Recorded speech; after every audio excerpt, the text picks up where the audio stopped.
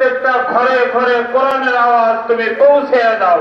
আয় আল্লাহ, গোটা পৃথিবীর মুসলমানদেরকে তুমি হিদায়াত নসিব করে দাও। আয় আল্লাহ, বিশেষ করে বাংলাদেশের মুসলমানদেরকে তুমি হিদায়াত নসিব করে দাও। আয় আল্লাহ, ভাই ভাই মিলেমিশে থাকবার তুমি তৌফিক দান করে দাও। রমজানের খাতিরে তাদের জীবনের সমস্ত গুণাগুলি মাফ করে দাও। আয় আল্লাহ, মা বাবার কবর তুমি জান্নাতের বাগান বানায়া দাও। আয় আল্লাহ, তুমি আমাদেরকে হায়াতের ভিতরে বরকত দান করে দাও। আয় আল্লাহ, তুমি আমাদের রিজিকের ভিতরে বরকত দান করে দাও।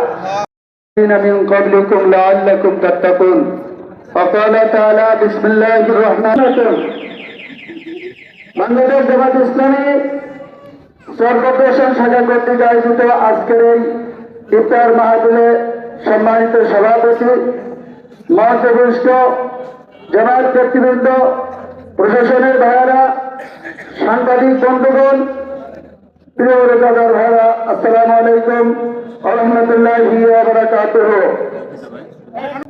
উপস্থিতি আপনারা সকলে কেমন আছেন? আলহামদুলিল্লাহ। আমাদের জিজ্ঞাসা করবেন আপনি কেমন আছেন? অসংখ্য অগণিত দোয়ার বরকত আল্লাহ তাবারক ওয়া তাআলা ভালো রেখেছে। আমার মনে হয় আমি এই বছর